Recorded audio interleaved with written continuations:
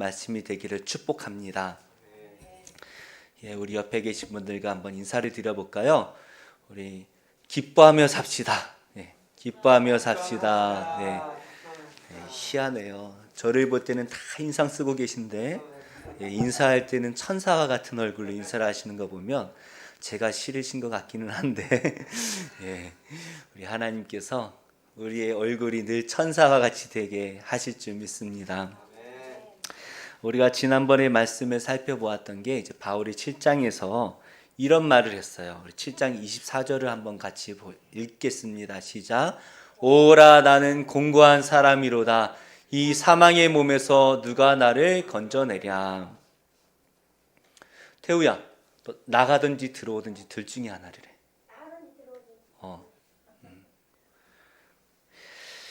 우리가 신앙생활을 잘해보려고 노력했지만 마음대로 안 되는 것이죠. 무엇보다 마음으로는 하나님의 말씀을 잘 섬기려고 하는 게 우리의 솔직한 마음입니다. 내 마음대로 살아야지 하는 분 한 분도 안 계시잖아요.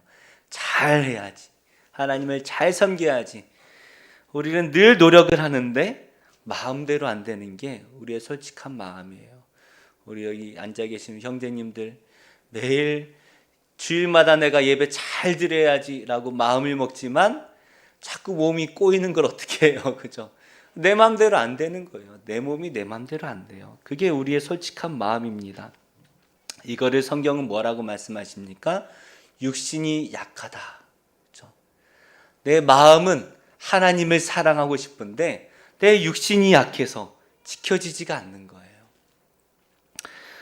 제가 다른 큐티도 하나 같이 하고 있는데 그 큐티에 보니까 한 형제님의 간증이 이렇게 기록되어 있더라고요. 내가 예수님을 믿고 매일 큐티를 하면서 이제 믿음이 생겨서 이제 내가 결혼을 해야 되겠다.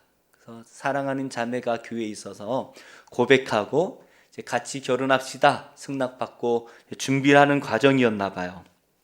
근데 그 교회는 결혼을 준비하다 보면 꼭 자기의 재정을 솔직하게 공개하는 그런 과정이 있는 것 같아요. 그래서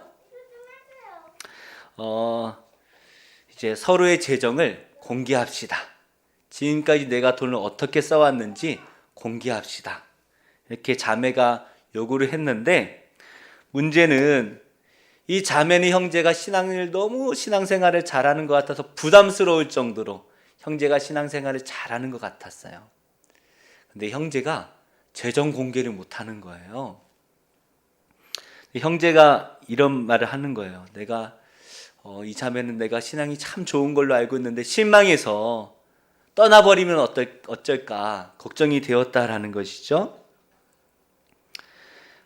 결국에 자매가 자꾸 요구를 하니까 어쩔 수 없이 재정을 공개했는데 자기가 보니까 월급의 한 절반 정도를 게임과 유흥에 사용을 했다는 거예요. 그러니까 차마 공개를 못하다가 어쩔 수 없이 공개를 했는데 이제 자매가 떠나갈까 걱정을 했지만 오히려 자매가 솔직하게 말해줘서 고맙다. 이제 앞으로 월급의 절반을 내놔라. 그래서 이제 자기 월급 또 자매의 월급 이제 반반씩 적금을 부어서 1년 뒤에 결혼합시다. 이렇게 된 거예요. 이 형제는 늘 마음에 내가 예수님 믿고 매일 말씀을 묵상하니까 게임도 끊고 유흥도 끊어야지 라고 마음을 먹지만 잘 안 되는 거예요. 남들은 내가 신앙생활 잘하는 것처럼 보이는데 안 끊기는 거예요. 내 마음과 다르게 계속해서 게임하고 유흥을 즐기던 이 형제의 마음이 바로 이 바울의 마음 아니겠습니까? 오라 나는 공고한 사람이로다.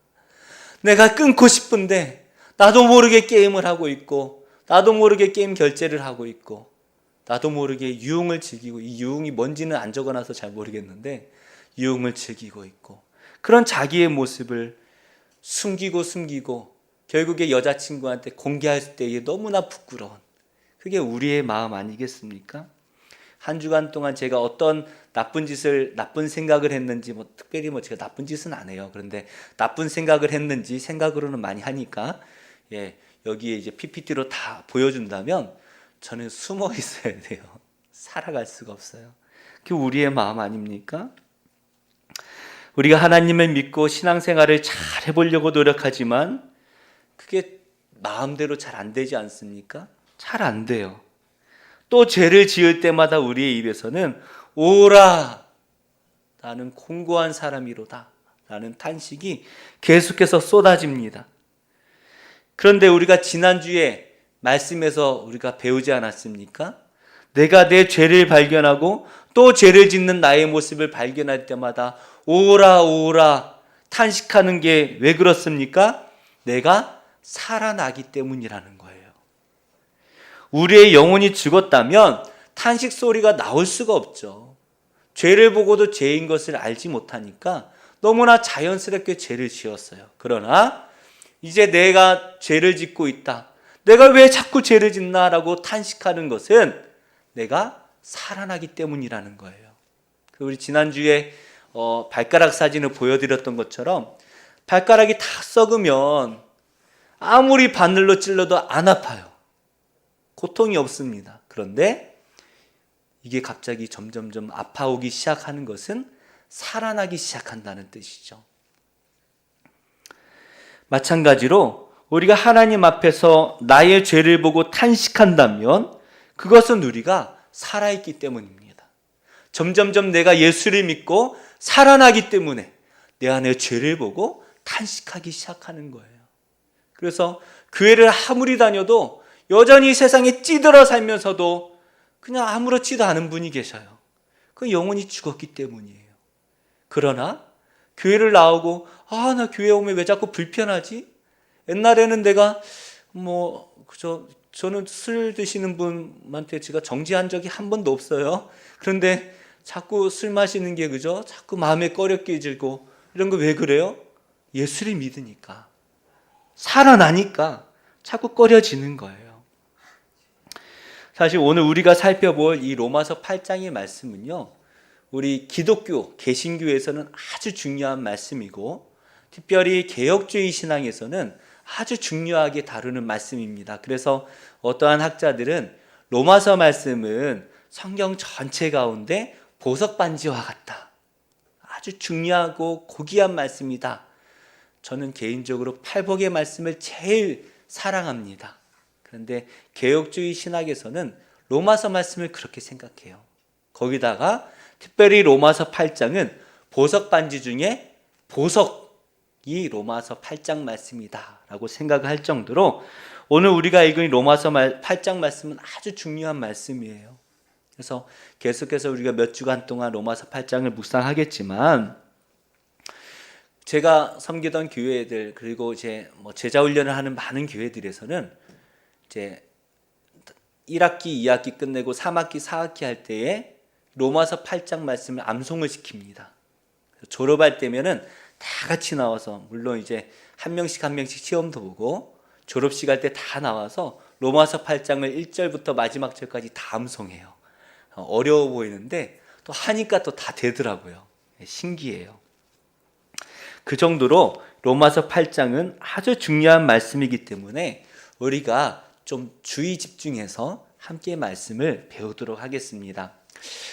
우리가 지난주에 살펴본 대로 오라 나는 공고한 사람이로다 라고 탄식했던 바울은 그럼 어떻게 합니까? 나는 하나님의 말씀을 잘 지키고 싶은데 잘 안 돼요. 그러면 우리는 어떻게 해야 됩니까?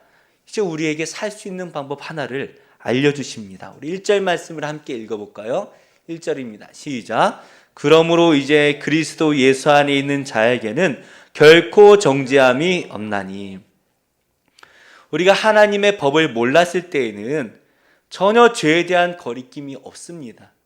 하지만 내가 하나님을 믿기 시작하면서 그의 율법을 알게 되고 내 안에 죄가 있었구나, 그동안 내가 죄인으로 살았구나 라는 것을 발견하게 되는데 이것이 뭡니까? 우리 영혼이 점점 살아나기 시작한다라는 것이에요. 그런데 우리가 예수님을 믿고 예수님 안에 거하는 사람에게는 무엇을 약속하십니까? 결코 정죄함이 없다라고 말씀을 하십니다. 내가 예수를 믿으면 결코 정죄함이 없는 거예요.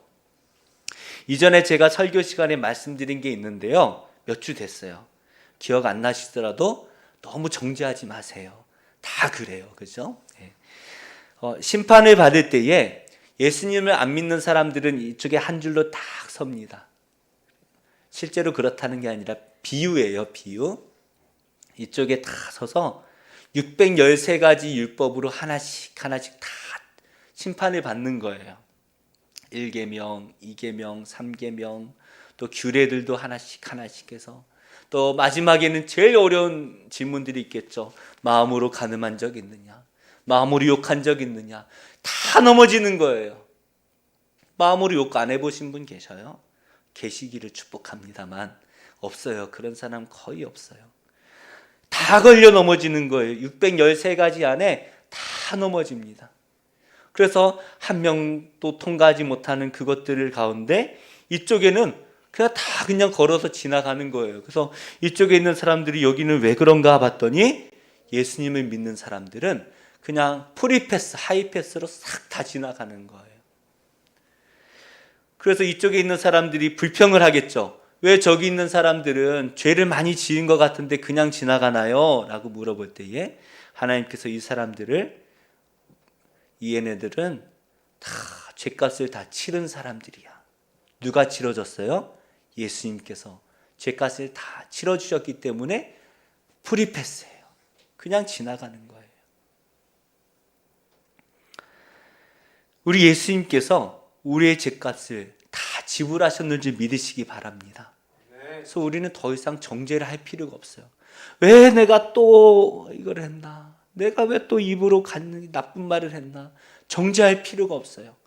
예수님께서 우리의 죄값을 다 지불해 주셨어요. 우리 2절 말씀 한번 같이 읽어볼까요? 시작. 이는 그리스도 예수 안에 있는 생명의 성령의 법이 죄와 사망의 법에서 너를 해방하였습니다. 그렇다면 우리가 예수님을 믿기만 하면 마음대로 살아도 된다는 말입니까? 내가 예수님을 믿기만 하면 마음대로 살아도 됩니까? 세상 사람들이 교회를 욕하는 가장 큰 이유 중에 하나가 이거예요. 예수님을 믿는 사람들이 너무 이기적이라는 거예요. 이기적이다. 예수 믿는다고 하면서 마음대로 살아간다는 거예요. 이거는 교리를 잘못 이해했기 때문이에요. 교리, 맞아요. 예수님 믿는 사람은요, 이미 다 죄가 사해졌어요. 그런데 교리로 예수님을 믿으면 안 돼요. 그래서 예전에 제가 밀양이라는 영화를 보여드리지 않았습니까? 예수님 믿으면 아무렇게나 살아도 하나님 앞에 회개하고 용서함 받으면 천국 간다라고 생각한다면 너무 이기적인 기독교 아니겠습니까? 그래서 교회 안에서 예수님 믿는 사람들끼리 모여서 서로 헐뜯고 서로 미워하고, 그게 천국입니까? 지옥입니까? 그 지옥이죠. 그게 어떻게 예수님 믿는 것이겠습니까? 오늘 말씀은 도대체 예수를 믿으면 정죄함이 없다는데 그럼 마음대로 살아도 천국 가는 것인가? 라는 이 질문에 대해서 우리에게 대답을 하시는 거예요. 먼저 3절 말씀을 우리 한번 같이 읽어보겠습니다. 시작. 율법이 육신으로 말미암아 연약하여 할 수 없는 그것을 하나님은 하시나니 곧 죄로 말미암아 자기 아들을 죄 있는 육신의 모양으로 보내어 육신의 죄를 정하사. 율법은 우리가 어떻게 사는 것이 선한 일인지 그것을 알려주시죠. 이렇게 살면 선한 것이야. 그런데 우리는 잘 알고 있습니다. 무엇이 선한 일인지 알지만 지킬 수가 없어요. 처음엔 열심히 지킵니다. 그런데 작정 3일, 한 달 넘어가면 다 도루묵 돼버려요. 그래서 우리가 아들들을 군대 보내면 처음에는 엄마 사랑해요, 어머니의 은혜가 이렇다는 걸 알았습니다. 근데 말년 병장 되면은 다 도루묵 돼가지고 더 말을 안 듣는. 그죠? 우리 다 그래요. 우리가 마음은 있는데 육신이 연약해서 지킬 수가 없는 거예요. 그래서 바울이 오라 오라 오라 탄식하는 게 그것 때문 아니겠습니까? 그런데 3절 말씀에 보니까 나는 할 수 없지만 누가 하신다고 하십니까? 하나님께서 하신다는 거예요. 나는 할 수 없는데 하나님은 하실 수 있다는 거예요. 율법은 우리를 선하게 살도록 할 수가 없습니다. 우리도 그렇게 살 의지가 없어요. 엄마 아빠 말씀 잘 들을게요라고 매년마다 5월 5일이면 그저 편지를 5월 5일이 아니고 5월 10일이면 8일인가요? 왜 이렇게 뭐 날짜가 많아. 어찌됐든 어버이날만 되면 편지를 쓰고 제 아들들이 그죠? 1년에 2번씩 제 생일만 되면 엄마 아빠 사랑해요. 말씀 잘 들을게요. 그렇게 편지를 쓰는데 안 들어요. 그게 사람이에요. 우리도 그렇잖아요. 하나님 매 새해마다 성경 일독하겠습니다. 이제 한 9일 지났는데 잘 따라오고 계십니까? 다짐은 하는데 참이 잘 안 되는 것 같아요. 제가 말씀드렸듯이 창세기 1장, 10장 여기까지는 조회수가 엄청 많아요. 그런데 한 3월달, 4월달 성경 봉독하는 거 보니까 조회수가 10분의 1로 뚝 떨어져요. 다 똑같다는 거예요. 나만 그런 게 아니라는 거예요. 그런데 내가 하려면 안 되는데 하나님은 하신다는 거예요. 사실 3절의 말씀은 우리가 읽었지만 이해가 좀 어려워요. 그래서 제가 톰 나이트라는 학자가 번역한 좀 의역을 한 거를 좀 보니까 이렇게 의역을 했습니다. 같이 보실까요? 화면 띄워주세요. 하나님은 율법이 할 수 없는 일을 하셨기 때문입니다. 하나님은 자기 아들을 죄 있는 육신의 모양으로 또 속죄 제물로 보내셨습니다. 그리고 바로 그 육신에다 죄를 정하셨습니다. 이러니까 조금 더 이해가 쉽더라고요. 그 다음에 원문 성경이라는 신약학자가 번역한 책을 보니까 또 이렇게 번역을 했어요. 율법이 육신 때문에 연약해져서 할 수 없었던 것을 하나님께서는 하셨습니다. 곧 하나님께서는 죄를 없애기 위해 자기 아들을 죄 있는 육신의 모습을 지닌 속죄 제물로 보내시어 그 육신 안에서 죄에 대해 유죄 판결을 내리셨습니다. 이 말씀을 하나하나 잘 읽어보면 이렇습니다. 하나님께서 우리의 죄를 없애시기 위해서 우리가 선하게 살 수 없잖아요. 그러니까 죄를 없앨 수가 없어요. 그래서 우리의 죄를 없애시기 위해서 예수님을 이 땅에 인간의 모습으로 보내셔서 속죄 제물로 삼으셨다는 거예요. 속죄 제물. 그리고 우리의 인류의 모든 죄를 그 육신 안에 다 넣으셔서 십자가에서 형벌을 내리심으로써 우리가 받을 형벌을 예수님께서 다 받게 하셨다라는 거예요. 구약에서 사람들이 죄를 지으면 하나님께 죄 용서를 받기 위해서 어떻게 해야 됩니까? 소 한 마리를 끌고 옵니다. 이렇게 흠이 없는 소를 한 마리 사가지고 그걸 끌고 오는 거예요. 그 다음에 제사장 보는 앞에서 그 소 머리에 손을 얹고 기도합니다. 그러면 어떻게 됩니까? 내 안에 있는 죄, 내가 지었던 죄가 이 소에게 다 들어가는 거예요. 이 믿음으로 기도하고 그 다음에 그 소를 가져온 죄인이 직접 소를 잡아 죽입니다. 그리고 그 피를 받아가지고 제단에다가 뿌리는 거예요. 그러면서 주님, 제가 이렇게 죽어야 되는 사람인데, 이렇게 죽어야 되는 죄를 지었는데 이 소가 대신 죽습니다. 제가 죽은 것과 마찬가지입니다. 제 생명을 받아주시옵소서, 용서해 주시옵소서라고 제단에 뿌리면 하나님께서 용서해 주시는 거예요. 이처럼 하나님께서는 예수님을 속죄 제물로 이 땅에 보내셨고, 하나님께서는 온 인류의 죄를 이 예수님 안에 십자가에 달리게 하심으로써 우리의 죄를 다 이미 용서해 주신 겁니다. 이거를 믿는 자는 죄 용서를 받는 거예요. 이거를 안 믿는 사람은 열심히 613가지 줄에 서는데 한 명도 통과할 사람이 없는 거예요. 예수님을 믿는 자만이 죄값이 다 치루어진 것입니다. 그럼 이제 우리는 정죄함이 있습니까? 없어요. 예수님께서 우리의 죄를 다 사하셨기 때문에 정죄함이 없는 것입니다. 자, 또다시 제가 아까 했던 질문이죠. 이제 우리는 마음대로 살아도 됩니까? 예수님 믿어서 십자가에서 이미 다 죄를 사해 주셨으니까 이제 우리는 정죄함이 없네요. 마음대로 살아도 되겠습니다. 그렇게 우리가 살아갈 수가 있습니까? 그럴 수가 없어요. 4절 말씀 한번 같이 읽어보겠습니다. 시작.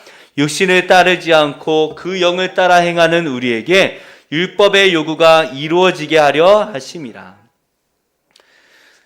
우리가 예수님을 믿는다라는 것이 무엇입니까? 이것은 예수님을 아는 것을 말하는 것이 아닙니다. 내가 예수님을 아는 것. 나를 위해 십자가에 달려 돌아가셨지요. 예수님께서 나를 대신해서 다 죄를 받으셨으니까 제가 용서함 받았죠. 예수님 2000년 전에 오셨다가 부활하셨죠. 그 부활하심처럼 저도 부활하겠죠. 이거는요, 다 알아요. 근데 그 아는 걸 가지고 예수님을 믿는다라고 말하지 않습니다. 제가 예전에 Y대학교, 유명한 대학교 신학과를 가려고 했어요. 그러다가 담임 목사님한테 욕을 바가지로 1시간 동안 욕을 먹었습니다. 왜 욕을 먹는지 모르고 결론은 가면 안 되는구나 하고 나왔어요. 근데 나중에 보니까 연합 거기서 무슨 그 세미나를 해가지고 거기 갔는데 거기 신학생을 만난 거예요. 그래서 이제 물어보니까 자기는 예수님을 안 믿는데요. 그런데 신학교를 다니는 거예요. 봤더니 거기 학교는 신학과가 있는데 목사를 만들려고 만든 게 아니라 기독교가 무엇인지 배우는 곳인 거예요. 그러니까 저보다도 역사를 더 잘 알고 저보다도 많은 것들을 공부했지만 예수를 안 믿는 거예요. 그 사람들이 저보다 많은 걸 안다고 해서 믿는다고 말할 수 있습니까? 그렇지 않습니다. 아는 것과 믿는 것은 다른 거예요. 그래서 우리는 우리 육신의 정욕을 따라서 우리가 육신이 하라고 하는 대로 사는 것, 이것을 벗어나서 이제는 예수님을 믿는다라고 말하면 하나님의 영이 말씀하시는 대로, 다른 말로 말하면 하나님의 영이 우리를 이끌어 주시는 대로 살아내는 것, 이것이 우리가 말하는 성령 세례이고 성령으로 다시 태어나는 것입니다. 이 성령으로 다시 태어날 때에, 그래서 우리가 성령 안에 있는 생명으로 살아갈 때에 우리가 오호라라고 외칠 수가 있는 것이에요. 성령 세례가 방언을 하고 막 영적인 어떠한 체험을 하는 것이 아닙니다. 성령 세례는 예수님이 믿어지는 거예요. 이게 기적 아닙니까? 어떻게 내가 예수님이 믿어져요? 근데 믿어지는 거예요. 그럴 때에 내가 살아나는 거예요. 그럴 때에 내가 비로소 오라라고 외칠 수가 있는 것입니다. 그래서 우리는 예수님을 믿는다는 말 함부로 할 수가 없습니다. 우리가 예수님을 믿는다는 것은 예수님을 위해서 살아간다라는 것을 의미하는 것이에요. 그래서 예수님께서 제자들을 만나십니다. 나를 따라오라, 나를 따르라 말씀하실 때에 제자들의 반응이 어떻습니까? 그물을 깁고 있다가 그물을 버려두고 잡았던 물고기도 버려두고 배도 버려두고 집도 버려두고 아버지도 자식도 다 버려두고 좋은 직장도 다 버려두고 예수님을 따라가는 것, 그것이 예수님을 따르는 것 아니겠습니까? 그분을 이제 나의 주인으로 모시고 내 마음의 왕으로 모시고 사는 것, 이것이 예수님을 믿는 것이다 라는 것이에요. 그래서 이제 내 정욕으로 사는 것이 아니라 하나님의 뜻을 분별하고 늘 마음에 하나님 어떻게 살아야 됩니까? 말씀해 주시옵소서 라고 말씀하실 때 나에게 주시는 음성에 아멘하고 순종하며 살아가는 것, 이것이 믿음의 삶이라는 거예요. 이것을 바울은 뭐라고 표현하고 있습니까? 영을 따르는 자, 영을 따르는 자라고 표현하는 것이죠. 우리가 율법을 따라 살려고 노력하면 살아낼 수가 없습니다. 613가지를 다 지켜낼 수가 없어요. 그런데 하나님께서는 우리가 어떻게 살아야 할지 알려주시는 분을 보내셨다는 거예요. 그게 누구십니까? 성령이시죠. 성령.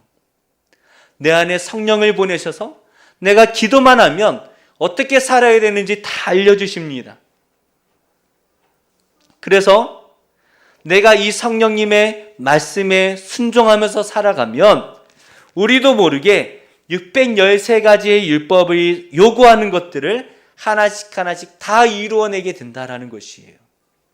이것은 내 생각과 다를 수 있습니다. 그러나 성령께서 인도하신 대로 살아내면 율법이 요구하는 바를 다 이루어낸다는 거예요. 예전에 제가 설교 시간에 한번 보여드렸지만 섬에서 이렇게 일하시는 한 그 의사 선생님, 친구들이 다 서울로 올라와라, 그럼 돈 많이 번다 하지만 그죠? 다 버려두고 섬 한가운데로 가신 할아버지가 계셔요. 교회를 다니시는데 주일날 교회로 가려고 이제 성경을 싸는데 갑자기 환자가 찾아옵니다. 그래가지고 그 환자를 보는 거예요. 그러니까 제작진이 물어봅니다. 어디 가시려고 했어요? 교회 가려고 했지. 안 가세요? 아이고, 환자가 오면 환자 보는 게 예배요. 그게 율법으로 따지면은 안 맞죠. 그러나 환자를 예수님 사랑하듯이 섬기는 사람, 그 사람이야말로 율법의 요구를 완성하는 것 아니겠습니까? 우리 5절과 6절 말씀을 한번 같이 읽어볼까요? 시작. 육신을 따르는 자는 육신의 일을, 영을 따르는 자는 영의 일을 생각하나니 육신의 생각은 사망이요 영의 생각은 생명과 평안이니라. 우리는 이제 두 가지 중에 하나를 선택해야 됩니다. 예수님을 믿기 전에는 그냥 한 가지만 생각하면 됐는데 예수님을 믿고 나서 두 가지 중에 하나를 선택해야 되는 거예요. 옛날에는 아무 생각 없이 살면 됐잖아요. 그냥 뭐 마시고 싶으면 마시고, 나쁜 짓 하고 싶으면 나쁜 짓 하고, 마약을 하든 도박을 하든 그냥 하고 싶은 대로 하면 돼요. 근데 내가 예수님을 믿고 나니까 선택을 해야 됩니다. 선택. 내 육신을 따라 살면 그 끝이 뭐라고 말씀하십니까? 사망이라고 말씀하시는 거예요. 사망. 하지만 성령을 따라 사는 것은 어려운 일이죠. 내가 하고 싶은 것과는 완전히 반대의 일입니다. 그런데 그 길을 따라갈 때에만 우리가 생명을 얻는다는 것입니다. 대부분 성령님의 말씀은 내 생각과 달라요. 대부분 달라요. 제가 2022년 새해를 시작하면서 새해 나에게 주시는 말씀을 뽑아서 읽어드렸더니 많이들 웃으셨는데 이 말씀이죠. 이사야 55장 8절 말씀입니다. 이는 내 생각이 너희의 생각과 다르며 내 길은 너희의 길과 다름이니라. 여호와의 말씀이니라. 근데 이 말씀이야말로 참 진리 아니겠습니까? 하나님의 생각과 우리 육정의 생각은 다를 수밖에 없어요. 항상 다릅니다. 나는 크게 성공하고 싶고 많은 것을 누리고 싶고 하고 싶은 대로 살고 싶죠. 그런데 하나님의 말씀은 다 달라요. 그게 아니라는 거예요. 하나님의 생각과 우리의 생각은 맞는 게 하나도 없습니다. 하나도 없어요. 정말 기가 막히게 안 맞아요. 그런데 우리가 하나님의 생각을 진리로 믿고 따르는 것, 이것이야말로 믿음의 삶이라는 것이에요. 내 생각과 하나님의 생각이 다를지라도 하나님 말씀이 옳습니다. 제가 아무리 계산해도 아니지만 하나님 말씀이 옳은 줄 믿습니다. 순종하며 살겠습니다. 그리고 하나님 말씀을 따라가는 것이 믿음의 삶이라는 것입니다. 결국 그 믿음의 삶의 끝에 무엇이 있습니까? 생명과 평안이 있다라고 말씀을 하시죠. 생명이 있는 것은 알겠는데 하나님 말씀대로 살면 평안이 있습니까? 참 어려운 질문인 것 같아요. 하나님 말씀대로 살면 평안할 것 같은가요? 그런데 이거는 성령의 말씀대로 순종하며 사는 사람만이 아는 축복이에요. 옛날에는 내가 하고 싶은 대로 게임하고, 그죠? 보고 싶은 거 다 보고, 먹고 싶은 거, 마시고 싶은 거 다 하고, 그러면 행복할 것 같았는데 하고 나면 어때요? 후회되잖아요. 괴롭잖아요. 더 괴롭잖아요. 그런데 하나님 말씀에 순종하고 나보니 평안한 거예요. 이건 해본 사람만 아는 거예요. 그래서 성령을 따라 사는 사람들은요, 늘 평안합니다. 주변에서 아무리 괴롭혀도 평안해요. 너는 뭐 말을 하든지 말든지 나는 평안합니다. 어려운 일이 생겨도 평안합니다. 근데 육신을 따라 사는 사람은 그럴 수가 없죠. 늘 불안하고 괴로워요. 그래서 매일 오라라고 외치며 괴로워하지 않습니까? 예수님 안 믿을 때는 괴롭지는 않았는데 예수님 믿고 나니까 더 괴로워지는 거예요. 이것을 7절은 이렇게 말씀하고 있습니다. 7절 한번 같이 읽겠습니다. 시작. 육신의 생각은 하나님과 원수가 되나니 이는 하나님의 법에 굴복하지 아니할 뿐 아니라 할 수도 없습니다. 우리가 예수님을 믿는다는 것, 그것은 아는 것이 아니에요. 예수님이 계신 것 같아. 예수님 계신 것 같아. 이 정도로 아는 거는요, 우리보다 사탄이 훨씬 더 알고 있지 않습니까? 예수님 계신 거 우리보다 사탄이 더 알죠. 봤으니까. 예수님을 믿는다라는 것은 예수의 영을 가지고 예수의 영, 성령께서 인도하시는 것을, 그 인도함을 받으며 살아가는 사람을 의미한다라는 것이에요. 우리 9절 말씀도 함께 읽겠습니다. 시작. 만일 너희 속에 하나님의 영이 거하시면 너희가 육신에 있지 아니하고 영에 있나니 누구든지 그리스도의 영이 없으면 그리스도의 사람이 아니라. 우리가 지난주에 살펴본 말씀대로 우리가 예수님을 믿기 시작하면서 우리의 영혼이 살아나기 시작합니다. 살아나면서 죄가 죄로 느껴지는 거예요. 그러면서 오라라고 탄식하게 되는데, 이건 나쁜 게 아니랬죠? 내가 살아났구나. 내가 점점 내 영혼이 살아나고 있구나라는 신호탄이라는 거예요. 그리고 이 탄식할 수 있다라는 것은 우리 마음에 정욕이라는 내 마음 말고 또 다른 마음이 하나 생겨나고 있음을 말해주는 것입니다. 두 마음이 생겨나는 거예요.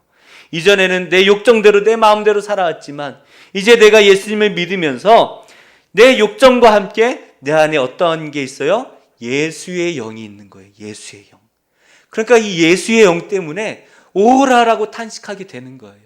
예수의 영이 없으면 탄식할 필요가 없잖아요. 오라 탄식하게 돼요. 이때 우리는 선택을 해야 됩니다. 내 욕정을 따를 것입니까? 아니면 예수의 영을 따를 것입니까? 지금 내 안에 성령이 없다면 우리는 그리스도의 사람이 아니라고 말씀하고 있습니다.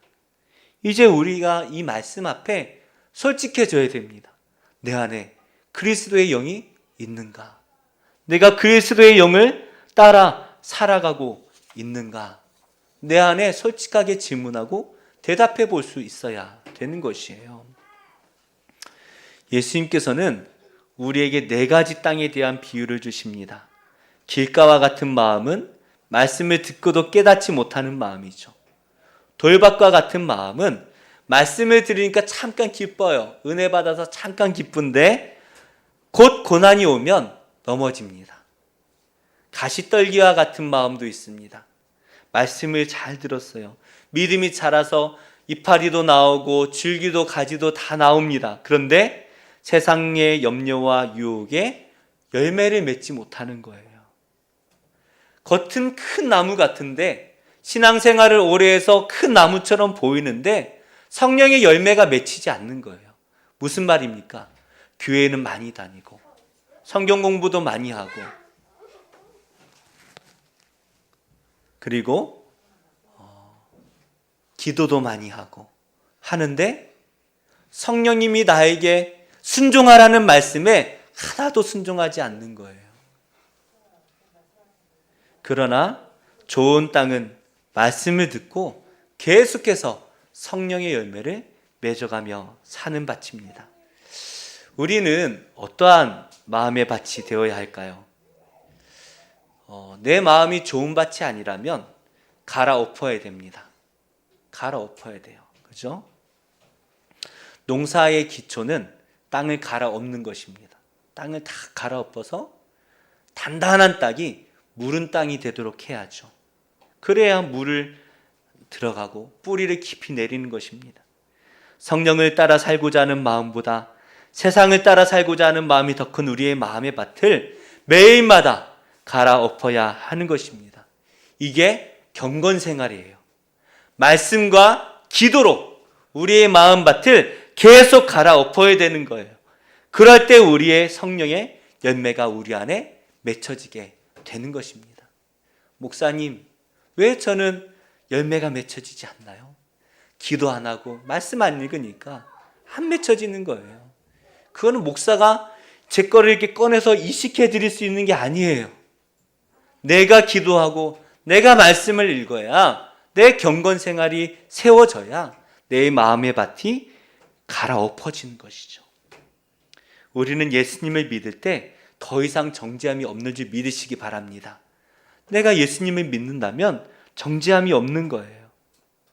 그런데 우리는 이 말씀을 한 번 더 깊이 생각해 봐야 됩니다.